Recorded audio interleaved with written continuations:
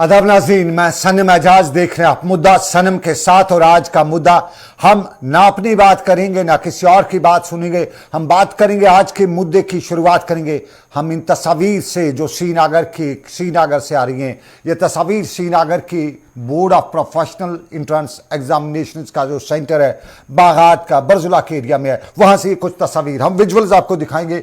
ये श्रीनगर के board of professional entrance examination, ये बाहर का है, ये वो रास्ता और ये अंदर की वो बिल्डिंग है जिसको Jammu and Kashmir board of professional, और ये गली की तरफ से जो रास्ता निकलता है हाईवे का जो एयरपोर्ट की तरफ रास्ता है, ये तस्वीर वहां की हैं। और इन तस्वीर के पस मंजर की कहानी भी वही है जो आमतौर पे जम्मू कश्मीर और खासतौर पे कश्मीर से लेकर जम्मू तक बच्चों पे, लोगों पे जो सरकार का अत्याचार की बात की जाती है उसका एक हिस्सा है। इन बच्चों पे अत्याचार हो रहा है। सबसे पहले आपको बताएं, इन बच्चों का जो एडमिशन है डिफरेंट जो कोर्सेज हैं, प्रोफेशनल कोर्सेज उनके लिए हुआ है।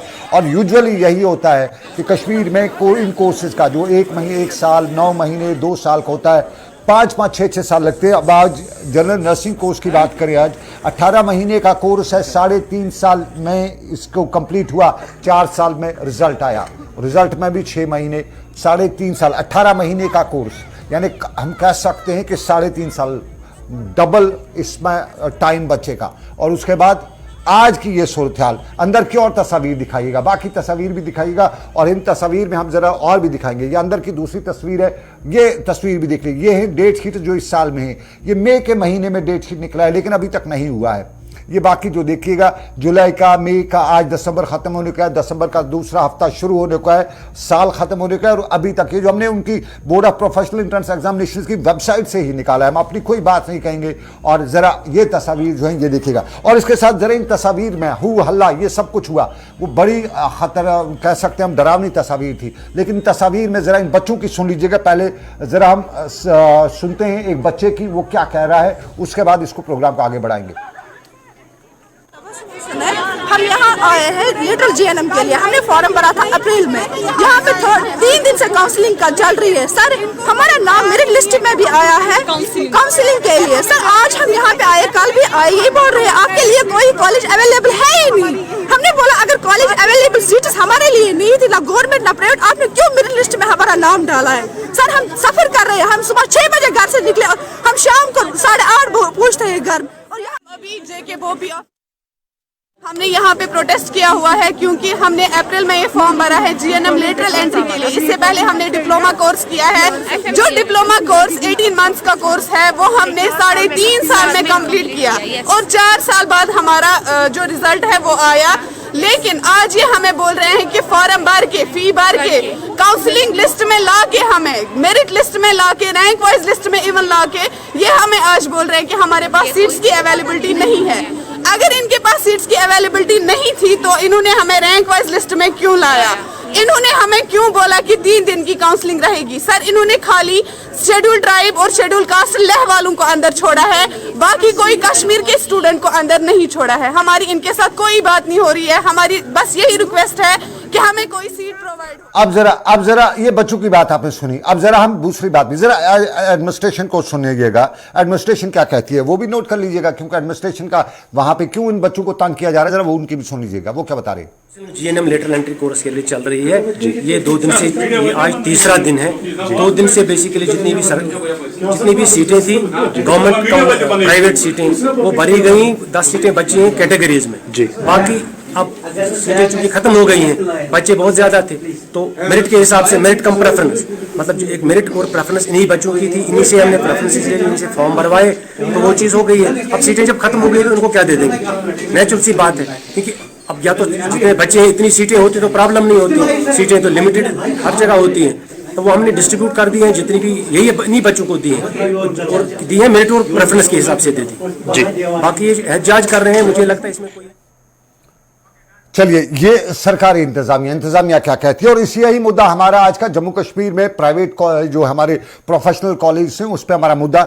मेरे साथ मेहमान जुड़ेंगे, मेरे साथ 2 मेहमान जुड़ेंगे। जम्मू से मेरे साथ मिस्टर कटोच, MS कटोच जुड़ेंगे और श्रीनगर से मेरे साथ डॉक्टर हफीजुल्लाह मलिक साहब जुड़ेंगे। दोनों प्राइवेट जो हमारे जो कॉलेज हैं जहाँ पे बच्चों को पैरामेडिकल के क्लासेस दिए जाते हैं, उनके एसोसिएशन के प्रेसिडेंट है मिस्टर कटोच और मिस्टर हफीजुल्लाह मलिक श्रीनगर से हैं हमारे साथ।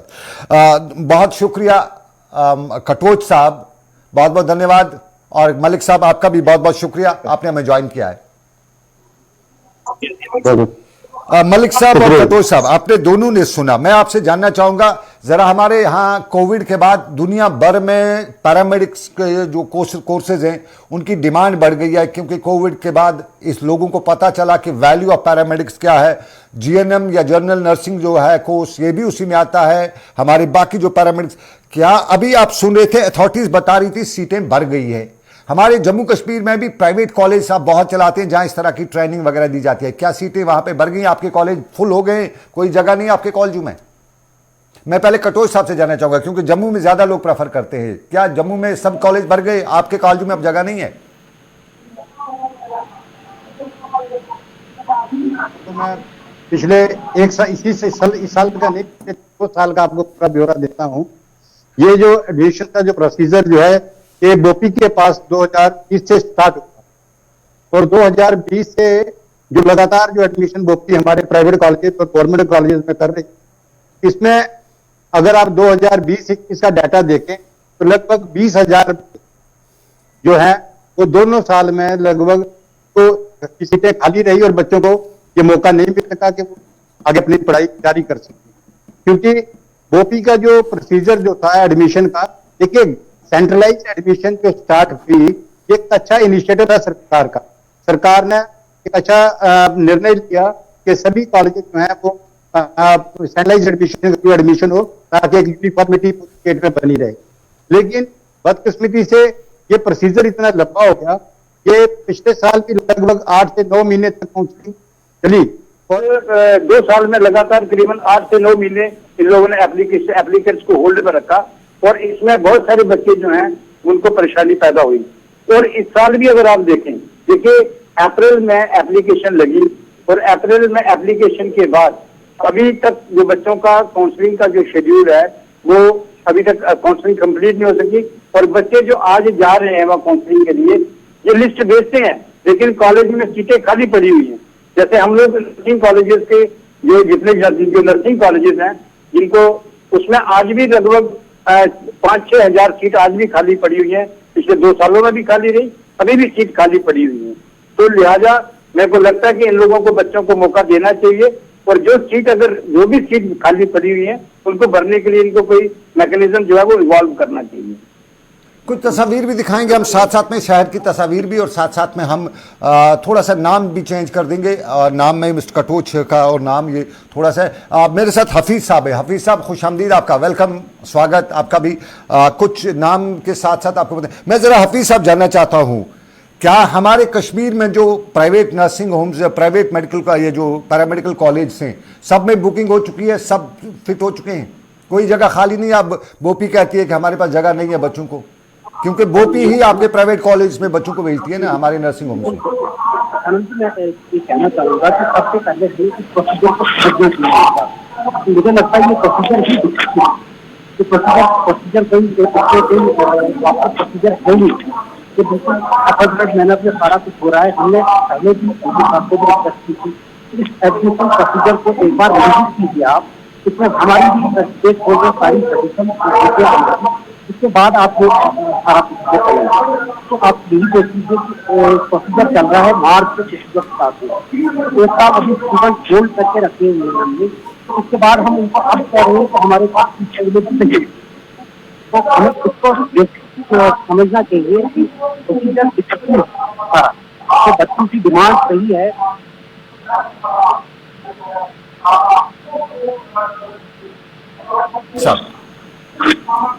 जी मलिक साहब। मलिक साहब, क्या आपको सरकार बाज़ाब्ता तौर पे जो जम्मू कश्मीर के हमारे जो ये जो प्रोफेशनल कॉलेज वगैरह हैं, इनके लिए बोपी आपको बच्चे नहीं सेंड करती है? मैं कटोच साहब के पास, कटोच साहब, क्या बोपी बच्चों को आपके कॉलेजों में नहीं भेजती है बाज़ाब्ता तौर पे? देखिए, इसमें ऐसा है, बोपी की तरफ से जो भी बच्चे उनको अप्रोच करते हैं वो लिस्ट हमें जरूर भेजते हैं, लेकिन वो बच्चे, जैसे इन्होंने सपोज मेरी इनटेक कैपेसिटी है 100 बच्चों की, तो मुझे लिस्ट आएगी 100 बच्चों की, लेकिन बच्चे जो मेरे पास प्रैक्टिकली पहुंचते हैं वो मुश्किल से 30% बच्चे मेरे पास पहुंचते हैं। तो वो जो 70% बच्चे जो कॉलेज आते ही नहीं है, जो काउंसलिंग में आने के बाद वो लिस्ट किस तरीके की भेजी गई इसके बारे में हमें कोई पता नहीं है। ये रीजन क्या हो जाता है, ये बच्चे क्यों नहीं पहुंच पाते हैं? देखिए उसमें या तो गोपी हमें बच्चों का कांटेक्ट कोई नंबर दे ताकि हम उनसे पता कर सकें। अब वो कितने रियल फिगर हैं कितने अनरियल फिगर हैं ये हमें मालूम नहीं है, लेकिन जो गोपी को चाहिए कि अगर कोई बच्चा काउंसलिंग में आया है तो उसका डाटा पूरा जो है वो कॉलेज को प्रोवाइड करे ताकि कॉलेज उस बच्चे के साथ आज जो बच्चे प्रोटेस्ट कर रहे थे, मैं मुद्दा पहले जरा एक और मुद्दे पे भी आऊंगा, लेकिन उससे पहले आज जो बच्चे प्रोटेस्ट कर रहे थे, बच्चे कह रहे थे हमारा जो ऐसा हो गया वैसा हो गया। हमने जब अथॉरिटी से बात की बोपी के, वो कहते हैं जी हमारे पास कोटा खत्म हो गया। तो इसका मतलब है कि आप हमारे जितने भी सरकारी, हमारे जितने भी प्राइवेट नर्सिंग जो कॉलेज हैं वहां पे सीट्स बुक हो चुकी हैं, अब तो कुछ नहीं है। अब बोपी बोल रही है कोटा खत्म हो गया इसलिए हम बच्चों को वापस निकाल रहे हैं। मैं यही जानना चाहता हूँ कि क्या जम्मू कश्मीर के जो हमारे इंस्टीट्यूशंस हैं उनमें जगह खाली बंद हो चुकी है, कुछ जगह नहीं बची है? गोपी के पास है प्रैक्टिकली जब बच्चे हमारे पास आएंगे तभी हम बोल पाएंगे कि हमारे पास फुल हुआ कि नहीं। ये तो गोपी सिर्फ फिगर्स देती है और प्रैक्टिकली जब हमारा इसमें कोई रोल नहीं, जब तक हमारा कोई इसमें रोल नहीं रहेगा, बच्चों के साथ हमारा कोई इंटरेक्शन नहीं रहेगा कॉलेजेस का, तब तक तो ये सिर्फ फिगर्स ही हैं। गोपी ने हमारे पास नाम दिए हैं, सिर्फ वो कोई फिजिकली बच्चे नहीं दिए हैं। तो अभी ये सिर्फ नाम दे रहे हैं हमें बच्चों के कि ये फुल हो गए आपके। ऑलरेडी बच्चे ऑलरेडी जा चुके हैं पंजाब। मैं वही जानना चाहता हूँ, ये कश्मीर में ये जो है प्रोसेस जो है जम्मू कश्मीर में यूजुअली मार्च से शुरू होता है, दिसंबर तक वेट बच्चों को कराना पड़ा। मैं अभी जो लिस्ट दिखा रहा था गोपी की लिस्ट, ये मार्च से ये शुरू कर रखा है, अप्रैल की तारीख से शुरू कर रखा है। आज तक कहां बच्चे कश्मीर में रहे होंगे? वो तो चले गए होंगे जिनके बाहर बच्चे रहे ही नहीं, ये सिर्फ नाम रहे। सिर्फ बच्चे तो फिजिकली पंजाब में जा चुके हैं। अब ये जो बच्चे बेचारे वेट कर रहे हैं इनके बारे में आप ये सोचें। पैरामेडिकल काउंसिल है हमारे पास सीट्स हैं, मतलब जेएनएम लेटरल एंट्री में नहीं है तो जेएनएम में है, उनको रिलोकेट करके प्रोसीजर है। इन बच्चों को हम एकोमोडेट कर सकते हैं। हमारे कॉलेज पिछले कटोच साहब से मैं कटोच साहब, क्या ये हमारे जो प्राइवेट नर्सिंग होम्स है, प्राइवेट टेक्निकल कॉलेज हैं, क्या ये रजिस्टर्ड है, गवर्नमेंट से रजिस्टर्ड है बाजाब्ता तौर पे? और क्या यहाँ पे जो बच्चे जम्मू कश्मीर के हैं दूसरी रियासतों के प्राइवेट कॉलेज में जाते हैं, क्या वो जम्मू कश्मीर पे अब्जॉर्ब नहीं हो सकते? उनको यहाँ पे ट्रेनिंग नहीं मिल सकती है? देखिए सनम जी, मैं आपको बता रहा हूँ कि हमारे पिछले 2 साल से लगभग हमारे अपने इंस्टीट्यूशन में लगभग मोर देन 70% सीट खाली पड़ी हुई है। बच्चे हमारे पास मिन्नतें मना रहे हैं कि आप एडमिशन हमारी कर लीजिए, लेकिन हम लोग बाउंड है, हम बच्चों को एडमिशन नहीं दे सकते क्योंकि हमें गवर्नमेंट के जो नियम है उसका पालन करना है। लेकिन मैं आपके सामने एक शीट शेयर करता हूँ, ये पंजाब गवर्नमेंट की जो बाबा फरीद यूनिवर्सिटी है, ये उनका डाटा है। उन लोगों ने जब वहां पर बच्चों ने वहां पर एडमिशन के लिए गए और जो सीट खाली रह गई, उन्होंने सभी कॉलेज से पूछा कि आपके पास कितनी सीट खाली रह गई, तो उन्होंने फिर री एडवर्टाइज किया बच्चों के लिए। उन्होंने दोबारा से एप्लीकेशन इनवाइट की और सारे कॉलेज जो है भरे। क्योंकि मैं अब जैसे मैं आपको बताना चाहता हूँ कि इस वक्त पूरी दुनिया में पूरे वर्ल्ड में अगर आप एनालिसिस करें तो कोविड के बाद में ये महज एक नर्सिंग, पैरामेडिकल और फार्मेसी कोर्सेज ऐसे हैं जिसमें 100% एम्प्लॉयमेंट है। एक बच्चा भी, मैं सबसे पहला स्टेट का प्राइवेट कॉलेज जो था वो हम लोगों ने मैंने स्टार्ट किया था 2008 में। 2008 से राम जी मैं आपको बताना चाहता हूँ कि 100% प्लेसमेंट जो है, हमारे बच्चे आज हिंदुस्तान में नहीं विदेशों में काम कर रहे हैं। हम लोगों ने फॉरेन और लोकल हॉस्पिटल से टाई अप किया हुआ है। इवन कि जापान से हमारे पास इतनी डिमांड है, वो बार बार कहते हैं कि आप हमें बच्चे दें। तो लेकिन कटोच साहब आपके यहाँ वैकेंसीज हैं, आपके यहाँ सब कुछ है, ये क्यों फिर जम्मू कश्मीर का? देखो मेरे पास आंकड़े हैं, इस वक्त जम्मू कश्मीर के नर्सिंग में 8000 बच्चे जो हैं 8000 के आसपास हैं। मैंने सरकारी आंकड़े हैं जो मुख्तलिफ वेबसाइट से 8000 के आसपास जो आंकड़े वो नर्सिंग के कोर्सेज कर रहे हैं मुल्क के मुख्तलिफ कॉलेजों में। ये इस वक्त है जो पैरामेडिक ये है फार्मेसी में करीबन 700 के करीब बच्चे बाहर है। और ये कुल मिला के जो पैरामेडिकल्स हैं बाकी हैं उनमें 15,000 के करीब जम्मू कश्मीर के बच्चे हैं, वो जम्मू कश्मीर से बाहर जो हैं। अगर आपके पास वैकेंसीज हैं, हमारे पास अपने कॉलेज से, इन बच्चों को बाहर क्यों जाना पड़ता है? क्यों बोपी इनको बाहर भेज रही है? इस पे कहीं आपने बात की? दोनों से पूछना चाहूंगा। पहले मुझे मिस्टर हफीजुल्लाह बताइएगा क्या आपने कभी सरकार को ये बताई कि हमारे पास कॉलेज है खाली हैं, कश्मीर के बच्चों को क्यों बाहर भेज रहे हैं? हमारा ब्रेन ड्रेन हो रहा है और हमारी इकोनॉमी ड्रेन होती है, दोनों चीजें होती हैं। बिल्कुल सर, हमने इस बारे में एलजी साहब से भी बात की थी, 2-3 बार उनसे मिले हैं, सेक्रेटरी साहब से भी बात की है, उनसे भी मिले हैं, तो उनने बस यही चलता रहता है कि हम कर रहे हैं, इसमें कर रहे हैं, तो क्या अभी कुछ नहीं रहे हैं। तो हम यही स्किल डेवलपमेंट डिपार्टमेंट में यही प्रॉब्लम हुई थी, उन्होंने एक डिसीजन लिया है उनके कमिश्नर साहब ने कि हम कॉलेजेस को ऑटोनॉमी देते हैं कि वो अगर सीटें उनके पास खाली हैं तो वो बच्चों को अकोमोडेट करें, क्योंकि ये फंडामेंटल राइट है बच्चों का, एजुकेशन का फंडामेंटल राइट है बच्चों का। अगर हमारे पास सीट खाली है तो हम कैसे डिनाई कर सकते हैं किसी का एडमिशन?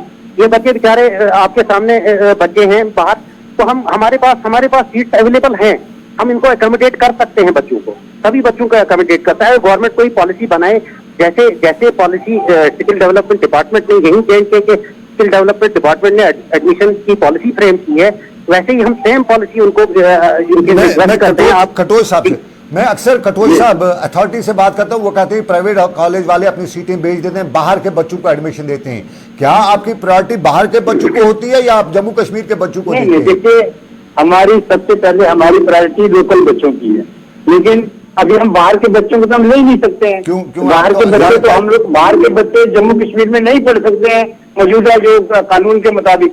इस वक्त जो है वो किसी बाहर के बच्चे को जम्मू कश्मीर में पढ़ने की इजाजत नहीं देता है। नहीं सर, लिहाजा आप थोड़ा सा आप जम्मू कश्मीर में बाहर के लोगों को ये जमीन खरीदने की इजाजत नहीं थी 5 अगस्त से पहले, उसके बाद तो आ गया, उसके बाद सब कुछ बदल गया है। आप क्या बता रहे हैं कि बच्चे बाहर के बच्चों, ये तो मैं आपको बता रहा हूँ, मैं आपको सनम जी मैं आपको एक रियल फैक्ट बता रहा हूँ। जम्मू कश्मीर में बाहर का बच्चा परमिशन नहीं एडमिशन नहीं ले सकता, यहाँ पढ़ नहीं सकता, वो केवल के लद्दाख के बच्चों को नहीं पढ़ने देंगे ये लोग यहाँ पर। मिस्टर मलिक बता रहे हैं, मैं आपको फैक्ट बता रहा हूँ, सनम जी मैं बता रहा हूँ, आपको बता रहा था कि बाहर के लोग यहाँ पे जमीन तो ले सकते हैं, लेकिन पढ़ने की यहाँ पे 5 अगस्त के बाद ना, वो तो 5 अगस्त के बाद हो सकता है ना।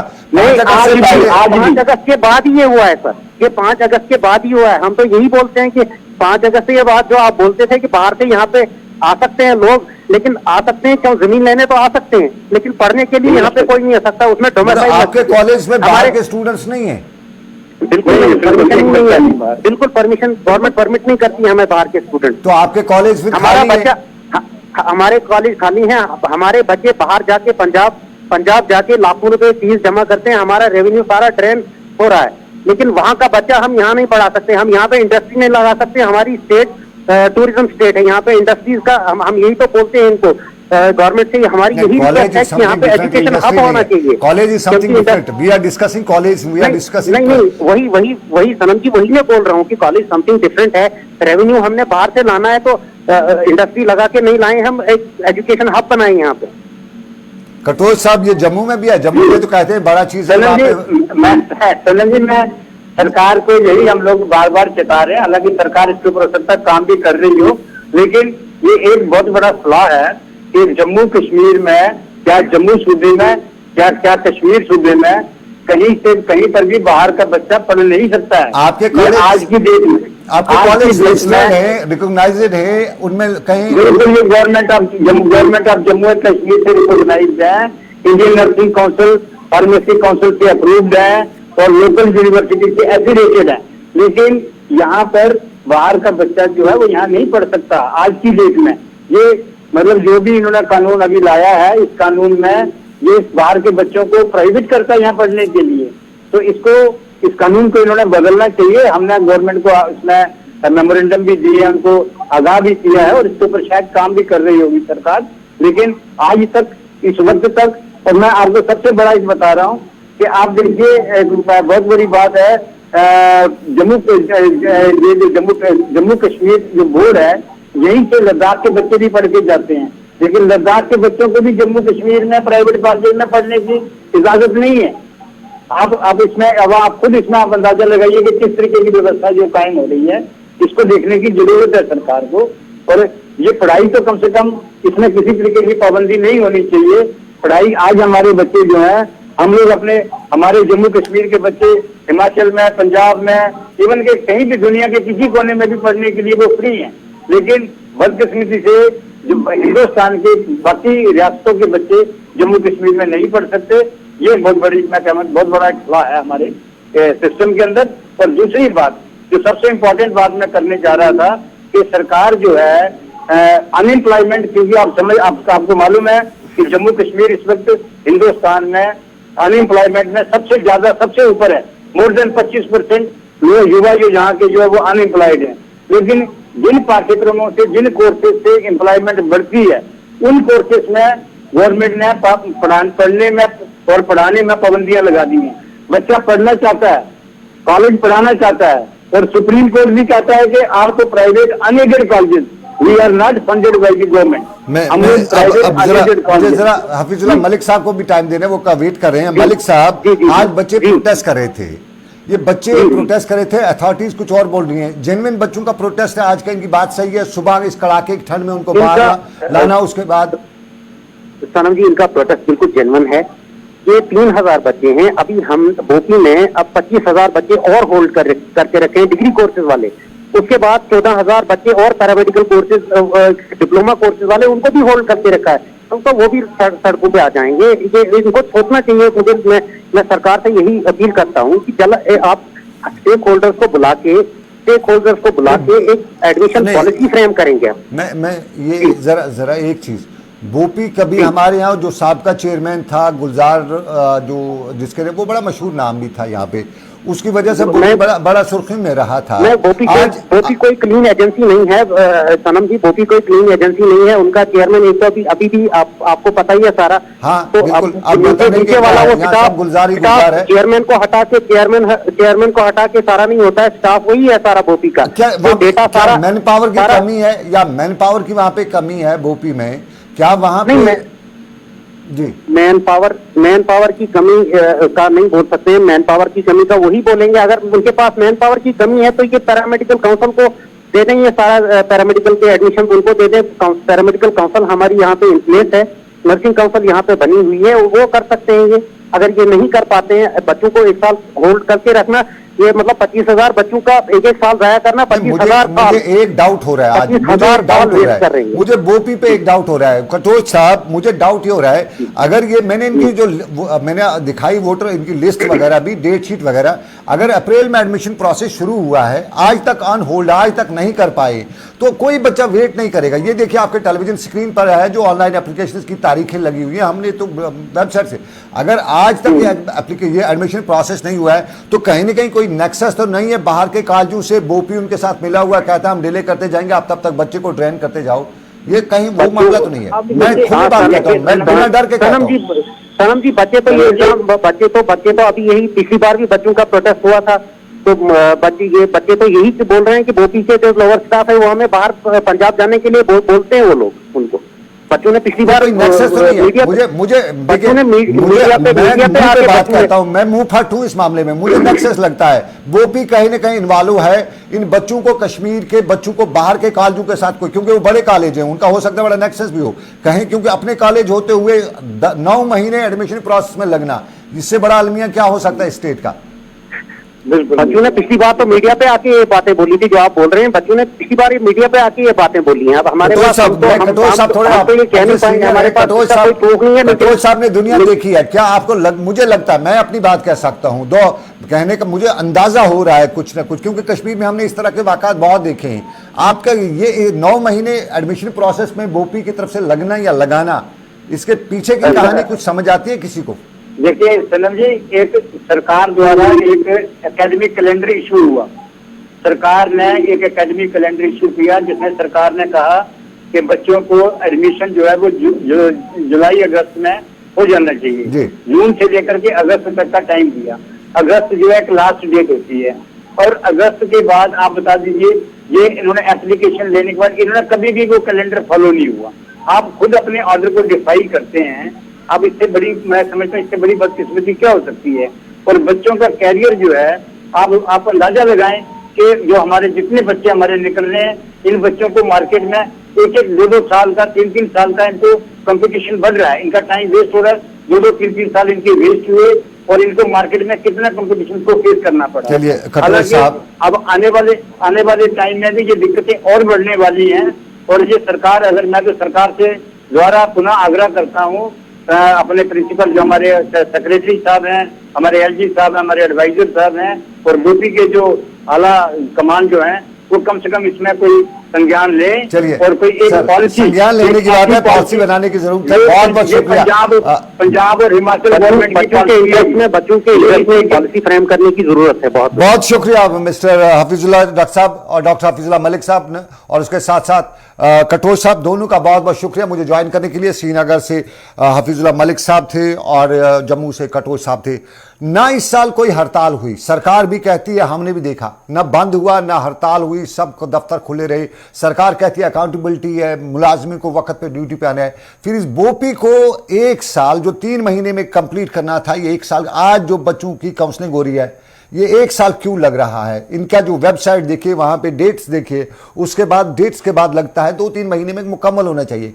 1 साल बाद दिसंबर का इस वक्त चल रहा है, दिसंबर में भी अभी बताया जाता है कि ऐसा सब कुछ नहीं हो रहा है। तो अलमिया है इस रियासत का, और हमारी सरकार को समझना पड़ेगा, सुनना पड़ेगा कि कहीं न कहीं कुछ एलिमेंट्स है जो हमारी सरकार को, जम्मू कश्मीर की सरकार को, मोदी जी को, वज़ीर-ए-आज़म मोदी जी जो कहीं न कहीं विकास की बात करते हैं, उसके मिशन को नाकाम करने की साजिश तो नहीं कर रहे हैं। अगर साजिश नहीं है तो आज बच्चे सड़कों पे क्यों थे? जम्मू कश्मीर के कॉलेजों में क्यों नहीं है बच्चे? कहीं बाहर के कॉलेजों के साथ कोई नेक्सस तो नहीं है? जो टाइम उधर जाया किया, बच्चा मजबूरी से दूसरे कॉलेज में चला गया, प्राइवेट में चला गया। तो अलमिया है या मामला है या कहीं न कहीं कोई साजिश है? ये सरकार समझे, सोचे, क्योंकि एक लफ्ज भी या एक बात भी अगर कश्मीर में गलत चली जाती है तो मैसेज उसका ग्राउंड पे बहुत संगीन चला जाता है। तो चलिए नाज़रीन, हमने भी पैगाम दिया, हमने मुद्दे की बात की, सरकार तक बात पहुंचाई। उम्मीद है सरकार सुनेगी, समझेगी, कहीं न कहीं संज्ञान हिंदी में कहते हैं वो लेगी।